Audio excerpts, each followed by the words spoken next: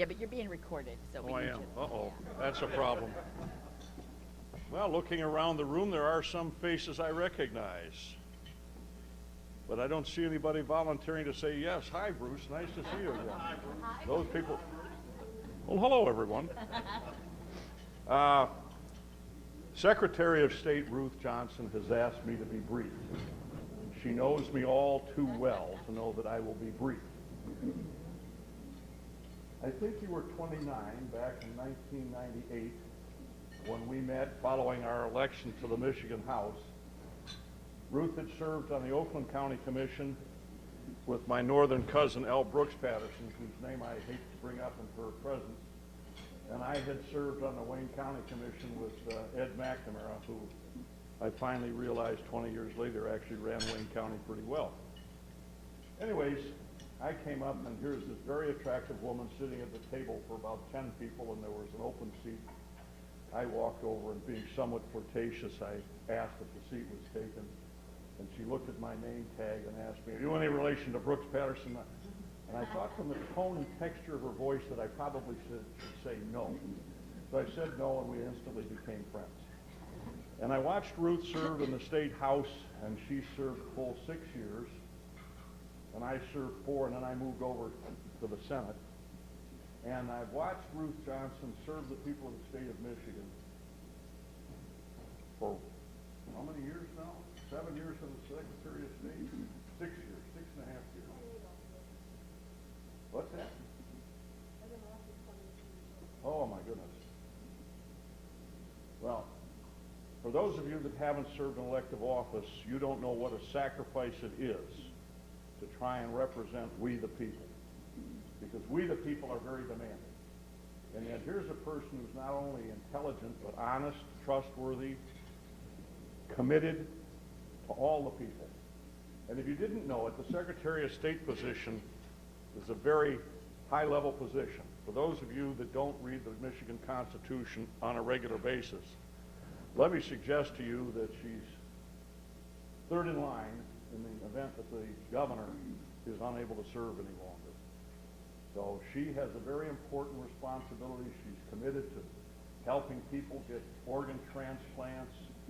Her Secretary of State SOS Express is a regular publication. This one is talking about Child Protection Registry. And I can tell you that we have been well served by my friend, our Secretary of State, Ruth Johnson.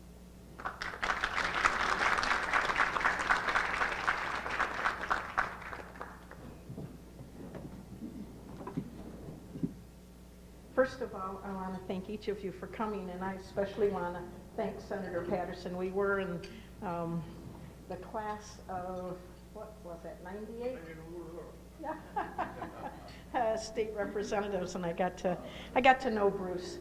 And one of the things that I think is his strongest quality is you certainly want him on your side, because he's the one guy that can come up with the best concept to solve a problem. He's the one that can come up with the best strategy, and then he can get it done. You can't ask for anything more than that. So Bruce, I enjoyed working with you very much. I don't know if you remember, one year I actually bought you a scarf with your initial on it because I was so impressed with you doing the people's work. There's a lot of people that go up there that go with great intentions, most, but Bruce could actually get it done, so I appreciate that so much. I'm a past business owner myself. I owned Speedy Print, and they kind of went to the side of the candle makers to some degree, but we took a failing company and made it a profitable one before I left. And I want to thank each of you that are in business here, that are part of making Michigan strong, especially the business owners that are job providers. I can't think of anything harder than being a boss of staff. That is the one that is so horribly hard, I think, and each one of you have helped Michigan be what the Pew Center calls one of the best comeback stories in the United States of America. So thank you for everything that you do and everything that you've done. We've had to do more with less at the Secretary of State's office. We're down 25% staff. You might notice that in some of your lines, and I apologize for that. But we're trying to do everything we can on less money. One of the things that we did is we decided to share space with Treasury. I got rid of $450,000 worth of administrative space.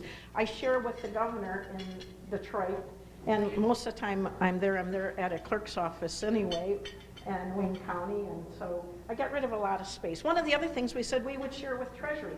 So we set it up, and we had a huge photocopy machine, and then my little office has a little one. And they're all supposed to use the big photocopy machine. But they were coming in my little office because it was a little bit quicker to get to it. And every time I would go, and I don't know how many of you had this happen, but it's out of ink, out of paper, jammed. Oh, so frustrating. So I asked my very great staff to put a note or do something to stop people from using my little one, get them down to the big one. It's for everybody. It's made for all those copies. So she did, and the next day I came to work. I came up and got off the elevator, and people were laughing at me, and I couldn't figure out why. And I got in my office, and then I realized because my secretary had wrote, "Attention, do not touch the Secretary of State's reproductive equipment." Maybe it would have been better just not to put the note up, I don't know. But we're offering new services. We're #1 in the country for getting people registered to vote, which I think is so important. We all need an opportunity to be able to voice our opinions, and all of us are treated equally in our vote. So I encourage, and I'm sure the people here, you guys are good voters, but please encourage your neighbors, your friends, your relatives. Take time to vote. It's so important. And it says a lot to many people, and I think that's important too. I've lived in Michigan my whole life, and so I'm going to give you a little update on what's happening here. We've had 4 straight years of population growth after a decade of decline. Isn't that great news? At one time, the majority of our houses were underwater or worth less than what people owed. Home values have shot up 32% in the last 4 years. More good news. Unemployment is 4.7. That's more than 3 times less than it was in 2010. And the last time we were below 5% was a decade and a half ago. We're on the right track, and it's largely because of people like you that are contributing, that didn't leave Michigan even though we were in big trouble. We were one of the worst states, and now we're one of the best states because of people like you. We're seeing more small businesses open up, including a surge in women-owned businesses. Actually, Wayne County has the 2nd highest women-owned businesses in the United States of America. Go girls. So, like dominoes, things are getting better and better and better. And the Pew Center did say Michigan may be the biggest success story in the United States, and that's because of this wonderful comeback.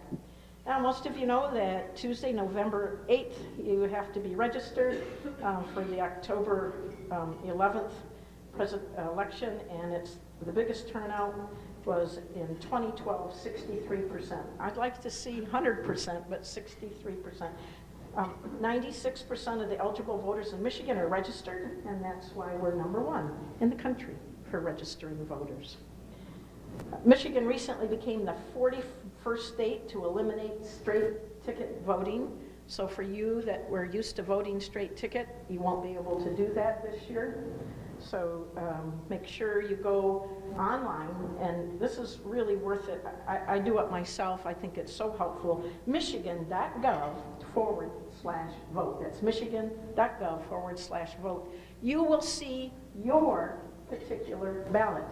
Michigan is only 2nd in the country as far as having the number of ballots. We have 7,000 ballot style because we have local home rule. 7,000 different ballots. So you just type in some information, it will show you your particular ballot. So you can go through, look up every candidate, and make sure you vote for someone that you think will represent you, no matter what it is, whether it's the Parks Board or U.S. Congress or everything in between.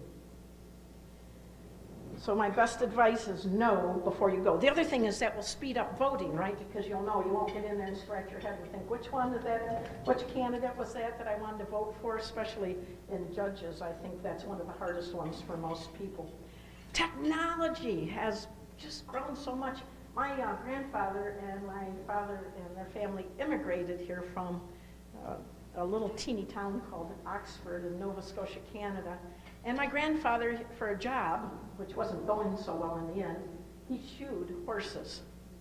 That's not that long ago. When I was in grade school, we went to the moon, and now technology has just grown in leaps and bounds. My daughter, she's a teenager, she said to me the other day, she said, tell my friend Jamie about in the olden days when you were growing up and that you had to get up and walk all the way over to your TV and turn a knob to change a channel on a TV. It's true. We did. And then you could only get 3 stations at my house to boot.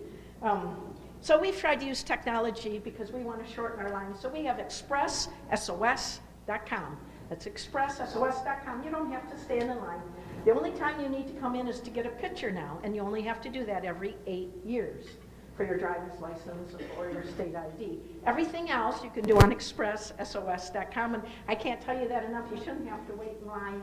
If you do that, you shorten the lines for those people that have to come in to get a new picture and an eye test. You can get a lost license. You can get a lost title, a lost registration. You can sign up on the organ donor registry. You can get your tabs. And by the way, we charge you the same. It's $10 if you go past your birthday. But let's say it's 11 o'clock at night and you think, oh my gosh, I had a great birthday party, but I forgot to get my tabs. Just go on and you won't get the $10 fee. You can get your tab, carry it in your wallet, carry it in your purse, and you're legal. We call it print and go. So if you're one of those ones like me that set it on the china cabinet and it gets kind of under a few layers and then forget, please go online to do that. The other thing is we have My Timeline. Has anybody used the system here where you actually make an appointment and so you don't have, you can wait at your house, at your office with your kids, grandkids? Yeah, oh boy, good. That's a great thing. You actually can make an appointment ahead of time, or you can call up and they say there's an hour wait. Well, come in 55 minutes. Don't sit there for an hour. I'm sure all of you have much better things to do, whether they're family, business, or recreation. So My Timeline, we're going to have at 24 locations. That's at 22 locations right now. And that there are 22 busiest. You have 4 locations now in Wayne County with My Timeline. So it should be easy to get to. We have super centers in Detroit, Livonia, and plus offices in Taylor and Canton that have that. We love kiosks, so for those of you that want to come in and use it's like an ATM, you can do that. We have 77 of those now. And we did a partnership with AAA Michigan, and they're putting in every single office a computer like you might have at home, so it's one-stop shopping, so you can go on expresssos.com. As soon as you get the insurance, then you can go ahead and apply on their equipment. They pay for it, which I like. And then you can carry that receipt in your pocket, and you're good to go. We're trying to help veterans. Has anybody here served in the armed forces? Fritz, anybody else? Well, I want to personally thank you, and I hope you know that you can get a veteran's designation on your driver's license.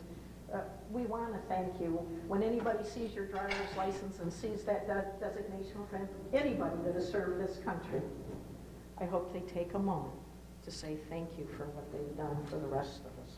Thank you, Fritz. Michigan is also a big state for having veterans. We have 660,000 people that have served this country. That's the 11th highest in the nation.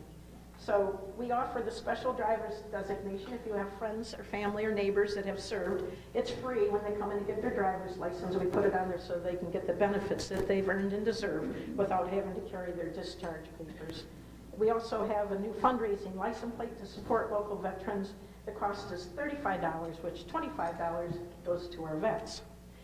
We're putting the brakes on bad guys. I hate fraud. I hate people being taken advantage of, and so we've put in a fraud portion in our office. And here's an example. A woman was selling $30,000 worth of fake insurance. In other words, you get in an accident in your car. You have no insurance, but you don't know it.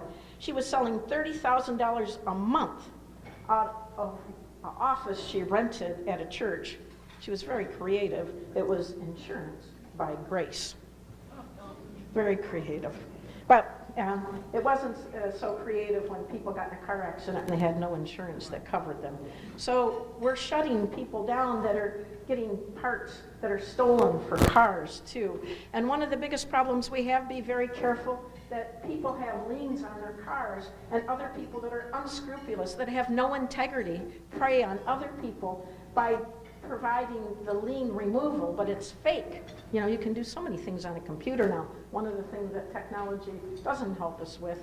So I'll give you an example that happened in the UP, because it happens all over Michigan. I was up there, and a woman had her last $5,000. She didn't have credit, so she had to come up with the cash. She was a single mom, and so she found a car for $5,000.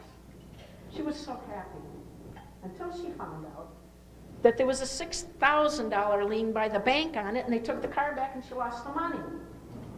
Now, there is something up there called UP Justice, so they did fix that for her. The state police went to the door of the person that did that to her and got the money back for her. But that is not something that's common. We have it happen all over. We're going to change those liens to electronic so people can't do that anymore. They can't hurt people like that, and I think that's so important. People that don't pay for car insurance, that hurts all of us. We're paying $220 million every year to pay for those people that aren't insured, called the Uninsured Claims and Catastrophic Fund. So we've done a lot to try to get people to get, first of all, insurance. If a guy's sitting out in a parking lot with a printer and a computer, a laptop, issuing insurance for about 1/10 what it would cost, I hope people know if it sounds too good to be true, it is. So we're closing those people down too that are doing that. We've closed down 40 repair facilities because of stolen parts and mechanics that aren't not really mechanics. And then we're also looking at, anyway, it's a constant battle to go after fraud. That's a summary of what we're doing, and I think I should probably save the rest of the time for questions. So I don't know if you want to just ask them or if you have cards. Okay.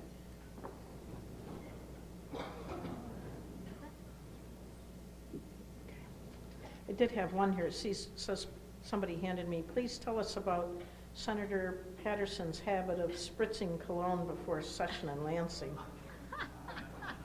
It always did smell good. I don't know the habit, though.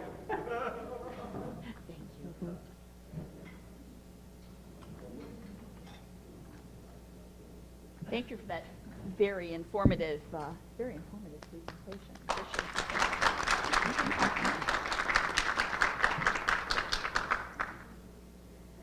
Okay. Once again, I would like to thank all of the sponsors, and I would also like to include some of our sponsors who are not here with us.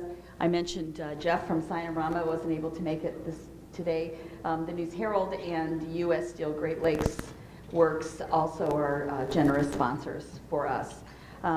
If you'd like to continue to fill out your blue cards, I'm going to give you a few announcements, and then we'll get into the questions and answers. We've got, actually, Bruce spoke about the SOS newsletter that goes out. If you are a member of the chamber and you receive our chamber chat, which is our Monday morning e-newsletter, I get the SOS newsletter, and we always put that in chamber chat. So if you're not getting it directly from Ruth, you're getting that in your chamber chat from us every time it comes out. I want to mention that we have a lot of events coming up. Even though it's summertime, it's a really busy time, and so I want to just give you kind of a real quick summary of everything that's going on. First of all, if you haven't had a call from Gina asking you if you would like to take an opportunity to advertise in the Chamber's directory, our buyer's guide, please give us a call at the office and we'll make sure that she gets in touch with you. This is a really good way to promote your business to not only to Chamber members but to others as well. There will be about 3,000 of these books printed, beautiful books, and they will go out to all of the Chamber members, plus they will be in doctor's offices and in some other places where people can see your ads. So if you're interested in doing that and you haven't heard from Gina yet, give us a call at the office, and we will make sure that you get to have that opportunity. We've got coming up, June is just about done. I hate to even think the year is half over, but that is the case. This Saturday is the big day downriver, and even though the Chamber is not managing this event anymore, I really do feel an obligation to remind everybody that Cruising Downriver is happening on Saturday. This is a huge downriver event, and this is put on by the communities and by the Chamber and also by the News Herald. So you might want to pop out there and have a look at the cars zooming up and down Fort Street on Saturday. We've got Morning Spark coming up on Friday, July 8th, and that's early morning networking. It is going to be at the Lodge in Taylor on North Line Road. Beginning now that the weather has gotten nicer, we're going to resume our CIA program, and that's not necessarily what you might think it is, but it's called Chambers in Action, and we are going to be going out. We're looking for volunteers to go out with us and visit our members on that day for about an hour or so after the Morning Spark. So if you're interested in doing that, we would love to have you join us. The Public Policy Roundtable is coming up on Monday, July 11th. This is a very informal event. It's a meeting at the Chamber office, and we always invite one of our elected officials to come in and just chat with us in an informal setting. And so that will be happening on Monday, July 11th. The Evening Spark, and this is a different kind of a thing, but I know this is appealing to many of you, and it's at Bellicoso Cafe. It is on July 12th from 5:30 to 7:30, and you can stop by Bellicoso, sit outside, have a drink and a cigar. If you wish, you are not required to do so. It's not just for men. Ladies attend this as well. We don't make you smoke cigars if you don't want to do that. So that's coming up as well. The next legislative forum is July 18th right here at Crystal Gardens, and we are going to be hearing from Kathleen Lamaco, who is the Executive Director of SEMCOG. Lots and lots of stuff going on in economic development, environmental, and especially transportation right now is a real big issue. Sponsorships are available for that. You can contact Mary Giroux if you're interested in sponsoring. After business hours is at Atria Senior Living in Riverview on Thursday, July 28th. And we also have our trip to Thailand coming up in October. If you're interested in that, Thailand and Hong Kong, if you're interested in that, just let us know. We've got a couple of save the dates. One of them is our Women of Achievement. This will be the second in our speaker series, and that's going to happen on Tuesday, August 9th at 8:30. And our speaker is Denise Brooks Williams, our own board member from the Chamber, the president and CEO of Henry Ford Wyandotte Hospital, and she has been named as one of the 100 most influential women in the state of Michigan for this year. So we're really excited to hear about Denise's life and how she got to where she is. And then, of course, everybody's heard about this already, but I want to remind you, coming up on Saturday, August 20th, is our brand new Bacon and Beer event. We really are going to have lots of bacon, and we are going to have lots of craft beers, and it's going to be a lot of fun.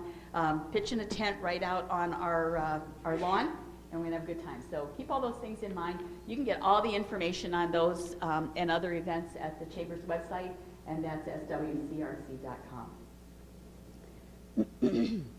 Okay, we have some questions for you.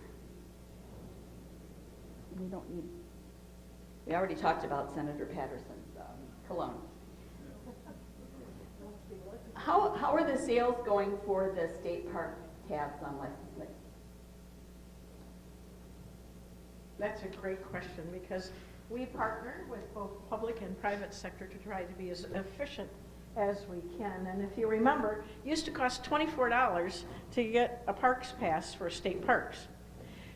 Now we sell them in the Secretary of State's office, and you can get them online, and they're only $11. We raise more money at $11 than they used to at $24 by October.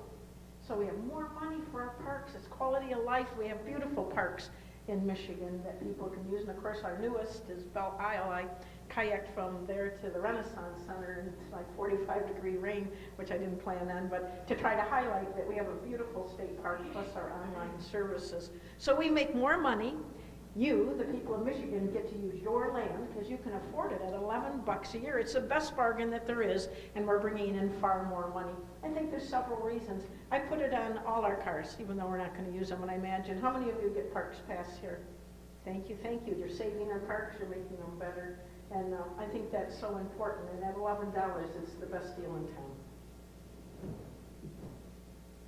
Okay, there's a comment and then a question. Thank you for facilitating great office services for handicapped persons.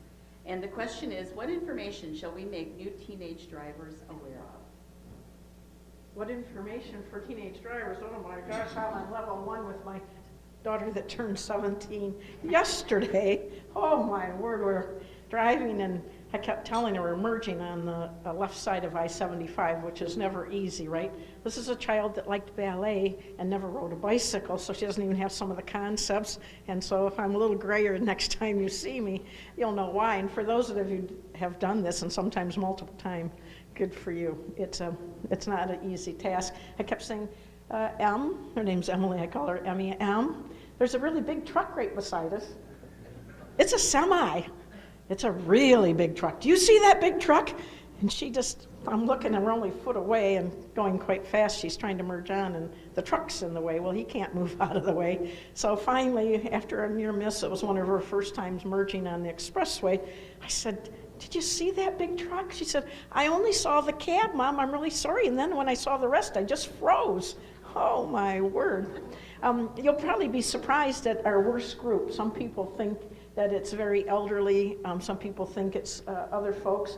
But the worst group of drivers are the 16 to 24-year-old males. One of our worst problems is distracted driving.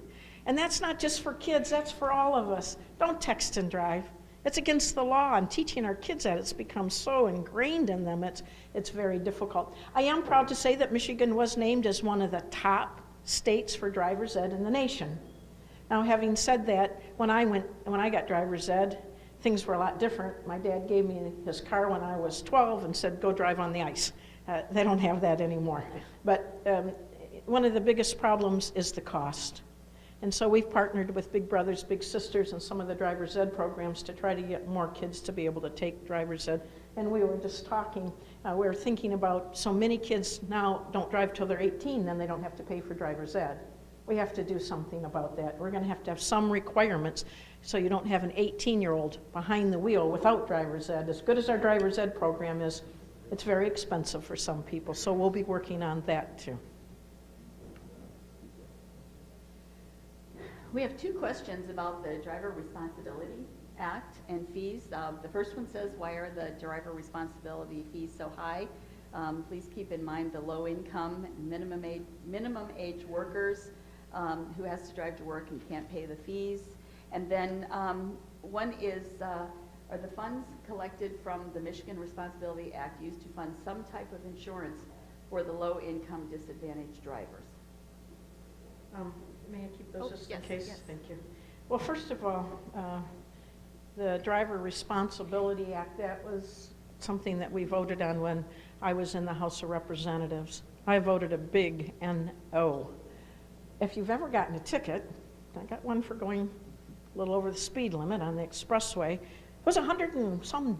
You're already penalized. Your insurance company penalizes you. I don't think government should penalize you again. Sometimes you'd get penalized for driver responsibility fees because you had one ticket and you didn't carry your insurance with you. It was maybe in your mate's wallet instead of yours.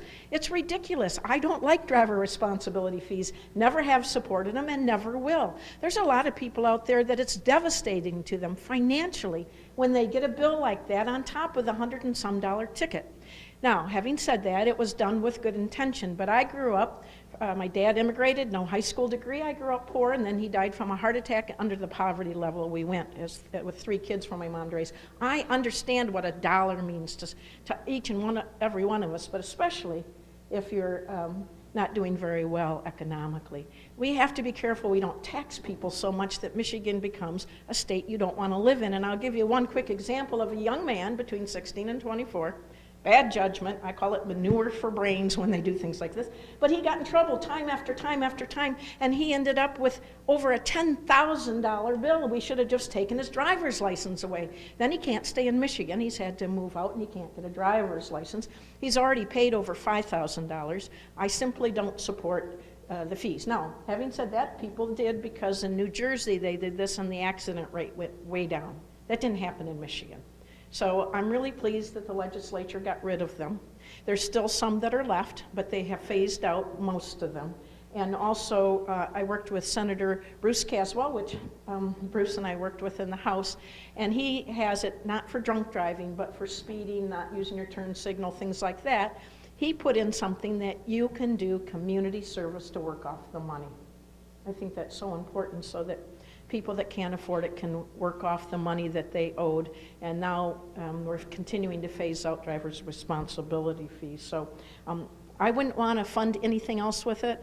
My own opinion is government has to look at how much money, just like every one of you that are in business, you need to prioritize. You need to use the money that you've got, not figure out more creative ways to tax people more. So I don't support them, won't support them, and if you have a friend or a family member that made a couple mistakes and are on the Driver Responsibility Fee Act and paying, have them look into it, have them call their state representative or state senator, and they will be able to tell them if they're eligible for the volunteering. And the volunteering is very open. You know, it's not something that's real formalized.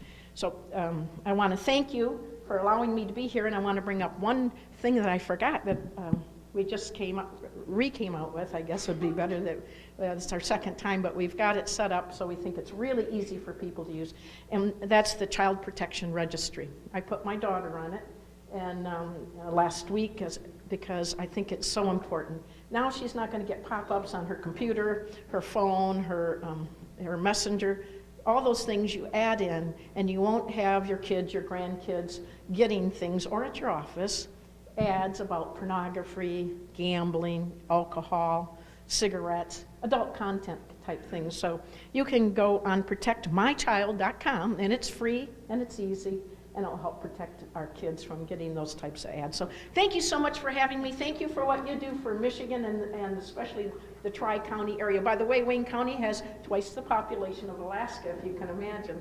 It's a very high populated area, and Southeast Michigan has about half the people in the whole state of Michigan. So thanks for all you do for everyone. Thank you. Thank you. Do you want the questions to take with you or no? Okay. Thank you, that's thoughtful. Thank you so much. This was really informative, and I appreciate you coming in and sharing with us. We will close, as we always do, with the Pledge of Allegiance. So if you'll stand and join me in the pledge.